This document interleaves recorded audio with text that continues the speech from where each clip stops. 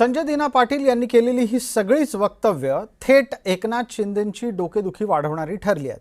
कारण या प्रकरणामुळे एकनाथ शिंदे गोत्यात आलेले आहेत। खासदारांना आपल्या वाचाळ मुजोर वक्तव्यामुळे आपल्या नेत्यालाच अडचणीत आणलेलं आहे। शिवसेनेच्या नेत्यांना या प्रकरणामध्ये माफी मागावी लागलेली आहे।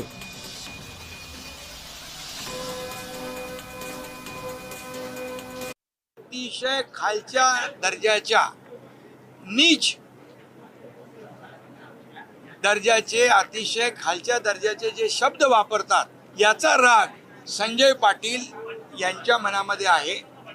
त्या पत्रकारांच्या बाबतीमध्ये त्यांच्या मनामध्ये कुठलाही राग नाही आणि पत्रकारांच्या बाबतीमध्ये अशा प्रकारचं वक्तव्य कधी आम्ही कोणी लोकप्रतिनिधींनी करूही नये आणि त्यामुळे मी त्यांना सांगितलेलं आहे की आपल्याकडून काही शब्द गेले असतील पत्रकारांचे अपमानजनक तर आपण पत्रकारांशी बोलून दिलगिरी व्यक्त करू।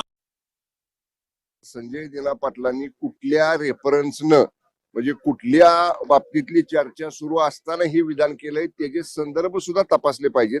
ते तुमचं आमचं काम नाही। मुळात तर तुम्ही म्हणताय तसं संजय दीना पाटलांचं वक्तव्य किंवा जे काय बाईट दिला होता मी पाहिलेला पण नाही, कारण तुम्ही पाहत होता काल शेवटपर्यंत मी सभागृहामध्ये होतो आणि आज माझे प्रश्न असल्यामुळं आज मी काल ब्रीफिंग सकाळपर्यंत घेत होतो, आता मी हाऊसमध्ये आलोय।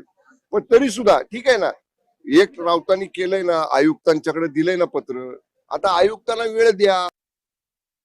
संजय दीना पाटलांना बद्दलचं जे अपशब्द संजय राऊतने वापरले होते, कदाचित भावनेच्या भरामध्ये संजय दीना पाटलांनी त्याचं ते प्रत्युत्तर देण्याचा प्रयत्न केला। परंतु महाराष्ट्रामध्ये राजकारणाची जी काही उंची आहे, जे काही संस्कार आहेत, त्याच्या व्यतिरिक्त असं पद्धतीचे जे काय वार झाल्यासारखं तिकडची एक गँग आणि इकडची एक गँग असा जो काही प्रकार दिसायला येतोय, मला वाटतं हे चुकीचं आहे। याला कोणीही समर्थन करणार नाही। जनतेमधून निवडून येणारा माणूस आहे, जर त्याच्या अनावधानाने त्याच्या तोंडातून कधी चुकीचा शब्द गेला असेल तर त्याबद्दल मी माफी मागतो। निवडून आलेला माणूस नाही का? संजय पाटील साधी एनसी पण नाही उभे आयुष्यात, तर तो काय गुंडगिरी करणार? उगाच त्याला बदनाम नका करू। मला वाटतं तावात त्यांनी केले असेल, त्यांनी अशी जे काही भाष्य केली त्याच्याबद्दल मी माफी मागतो। पत्रकार हा आरसा आहे, आरसा फोडण्याचं काम संजयजींनी करू नये। चुकून त्यांच्याकडून अशी शिवगाळ